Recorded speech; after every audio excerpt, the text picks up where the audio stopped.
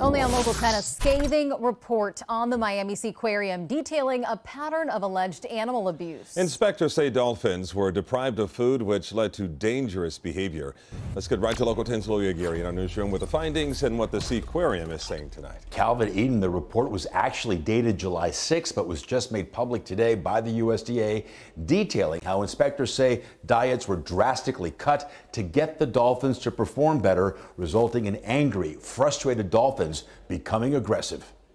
Well, this inspection report confirms what PETA has been saying for years, that animals are suffering terribly at the Miami Seaquarium. Strong condemnation from animal rights activists after a just released alarming USDA inspection report of the Miami Seaquarium that since March has been operated by new owners, the Dolphin Company. And this is a clear indication that the Seaquarium is unable to appropriately care for these animals or unwilling to do so. The report details diets being drastically cut for 9 dolphins at the park so the dolphins would perform better for guest interactions. Some diets cut from 13 pounds of fish to only 3 pounds daily. In all, a 60% cut to the dolphins' daily food rations, resulting in skinny, emaciated dolphins as shown in these images published by PETA last month. One dolphin, Cobalt, lost a total of 104 pounds in just 4 months. It is heartbreaking to see that Aries lost 63 pounds, that Cobalt lost 104 pounds, and that to be feeding a dolphin 3 pounds per day, that happens, but only when they are sick.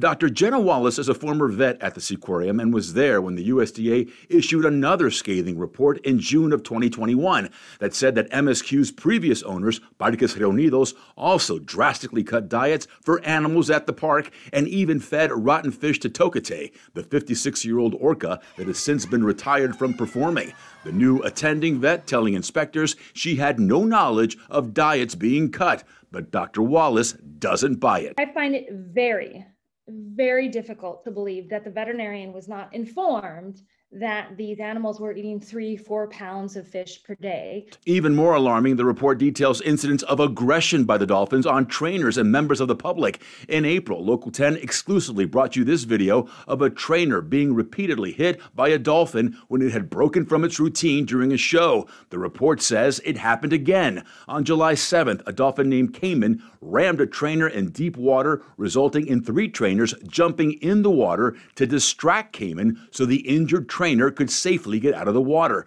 The report also says guests were targeted and details multiple aggressive incidents when a dolphin mouthed a member of the public during an in-water interaction. You have a guest hand and the animal goes and puts their mouth on them like this.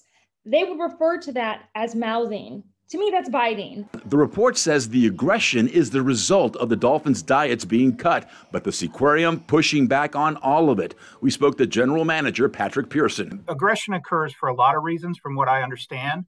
It could be seasonal. It could be a time of year when they just they behave differently, as do a lot of animals in the wild. Pearson does admit, though, the dolphins' diets were cut within weeks of the new owners taking over the Seaquarium. And our team came in and evaluated all the animals on the property, and they did determine that some of them were overweight and adjusted diets based on their overweight. This had nothing to do with getting them to perform better. Absolutely not. Absolutely not. And tonight, we just got new reaction from Miami-Dade Mayor Daniela Levine Cava. In a statement, she writes, quote, "I am deeply disturbed by the findings of the USDA report. Under the terms of the lease, the Dolphin Company is obligated to comply with federal regulations, including the Marine Mammal Protection Act and Animal Welfare Act, and we will be swiftly reviewing the report to determine whether the Dolphin Company is in violation of the lease." All right, so not mentioned in the report, Tokate, the 56-year-old orca who has since been retired as per the new license deal between the USDA and the Dolphin Company. When the new owners took over the park, it agreed Toki would no longer perform or be displayed, but that also means the USDA no longer has oversight over the orca. The Seaquarium says it will soon make a joint announcement with the group Friends of Lolita about Toki's future. You can read the full report on our website, local10.com. In the newsroom, I'm Louie Aguirre, Local 10 News.